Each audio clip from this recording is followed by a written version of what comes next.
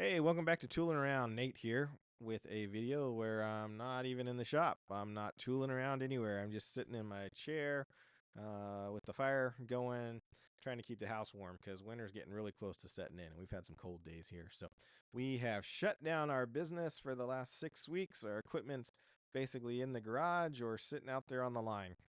And what does that mean? Well, that means we've had to do some maintenance and we've put in a lot of thought about what this coming year is going to bring. And I just want to sit down and take a minute and encourage you to plan for this coming year. For us, we have a seasonal business. I got some downtime where I can think and just kind of plan things out, which is awesome. But on the other hand, we also only work 70% of the year, 75% of the year.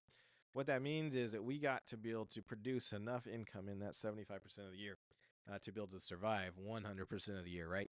And so we want to make sure that we're doing things properly. We want to make sure that we're doing things in a way that gets us to our goal. And so one of the things that I like to do every year is sit down and have a discussion with our family and say, okay, what is it that we want to do differently this year? What can we do to make ourselves better and to be able to find more work? So, one of the things that we're going to be doing is we are having our website completely revamped and overhauled. It's 3 years old now. It works for us, it does a good job, but it's time to upgrade, modernize, and not get stagnant, which brings me to a point. One of the things that I think a lot of times small business owners do is because we're so involved in the day to day operations of our business, that if we're not careful, we can allow our business to become stagnant.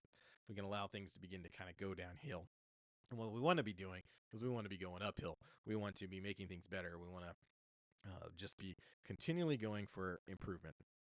And so if you're not careful, you can end up getting just stagnant and just kind of, when things go stagnant, they end up eventually just rotting away and disappearing. And that's not what we want to do with our business, right? We want it to be successful. We want it to pay for our family's needs and bills. And in our case, my son wants to take over our business, so we're planning on handing it down to the next generation. So what can we do long term to not become stagnant in what we're doing? Which is why we're updating our website. That's one of the things we're doing. We're probably going to update our logo, and we're still running some old equipment. We're running a lot of old equipment, um, but we're getting more. We're slowly replacing our equipment, right? And so then one of the other things that we're doing is we're trying to not be stagnant in how we look and what we're doing, but we're also trying to not be stagnant in our services that we offer. Now we're trying to be very strategic. We're trying to be very strategic. There we go.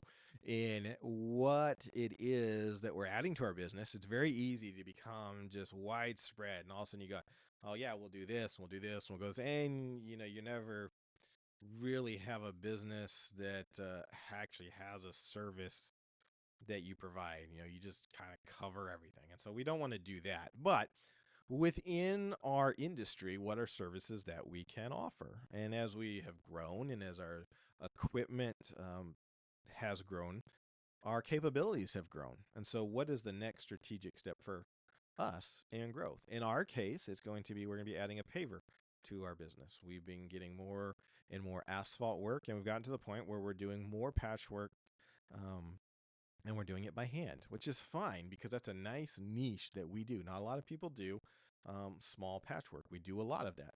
With that being said, there's also a lot of room in the market for someone to do large patchwork on large jobs. And so we're going to get a small paver that allow us to go from small patchwork up to large patchwork. That's within our scope. That's within what it is our industry does. And we already have 80% of the equipment. So we're not going to have to buy a ton of other equipment. And we have been talking about this for a couple years. We've been slowly purchasing, buying, and expanding our services. And we've been trying to do it strategically. We've been buying the equipment that we need and getting it to the point where now we're like, okay, we just need this one or two more pieces of equipment, and our capabilities greatly expands, and we're doing it in a way where we don't owe a lot of money. We're not burdened by debt, and in a downturn or an upturn, we're going to be okay. And so, um, I would encourage you to think about within your what's the word I'm looking for? I totally lost it.